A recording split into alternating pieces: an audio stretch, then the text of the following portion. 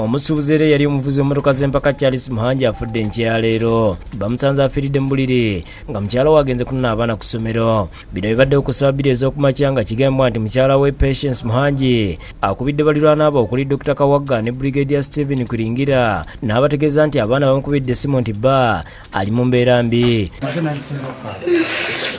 Kuringira engeri gy'abadde avudde awaka atumye mukyala we alabe embeera muliraana we gy'alimu era mu kutuukayo asanze Muhangi yafudde dda. Ku makya omukyala abadde agenza okupikinga omwana ku ssomero ategeeza okuba ne bati waayo abaana baŋŋamba tino omwami taata waabwe tali bulungi tuukayo okwo neyiba n'akola kinajja nga tanaba kujja wadde dokita wamu gwakubidde Dr. Kagwa najja n'amwekebejja nga kituufu mufu. Abantu olutegedde ne bakuŋŋaanira mu makaage okubadde abajasi ba UPDF n'abapoliisi mu makaage agasangibwa Buziga mu Wangalowa. Poliisi esoose n'egaana abantu okuyingira mu nnyumba okutuusa nga amalizza okwekebejja omulambo n'okujja ku statement y'abantu abadde awaka. Aba security basirikale bagezaako ekibaddewo. Oluvannyuma bakkiriza abantu okuyingira mu nnyumba nga bataddewo weema abakungubazi bwe bagenda okutuula era nga abooluganda n'emikwano batudde obufoofo nga baagala okufuna abasawo abakugwa banaazuula ekituufu ekyaviiriddeko mu mwagala waabwe okufa. Family ekkiriziganyiriza ogenda kuleeta basawo waabwe ne gavumenti ereete basawo waabwe from there bakole postmortem kibeere nga badawutinge oba afudde natural death oba yafudde butwa oba yafudde ki.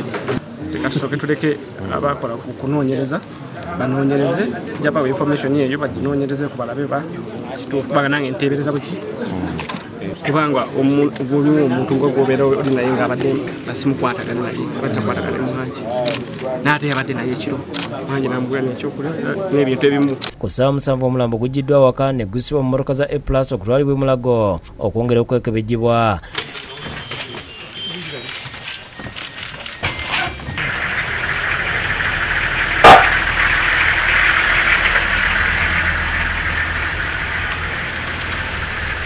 Ekitundu kyaffe bambi abadde mwami mulungi nga tutambula wamu naye buli kimu wetaavu bwonna obw'ekitundu beera ensonga za security bulungi bwansi nga tusobola okutambula naye. Abakungubazi abalala okubadde minisita wa guno naguli mu ofiisi ya Prime Minister Mary Kalolo Kuluto, ssentebe wa NRM mu Kampala Central Salimu Uhuru n'abalala bamwogeddeko ng'omusajja abadde omukozi nnyo era omuntu mulamu.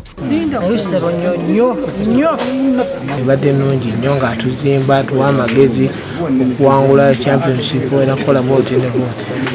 Omwogezi wa poliisi mu ggwanga Emiliano Kayima agambye nti poliisi etandise okunoonyeza ekimuviiriddeko okufa. Bwana abamaze ogwekebejja alipoota ez'abakugu zijja tulaga okufa kuvudde kuki ekyo kijja okutuwa ekyokukola. Ku ssaawa 7 n'ekitundu omubiri gwa Muhangi gutuusiddwa kuggwanika e Mulago nga gukulembeddwa mu kabangali ya poliisi.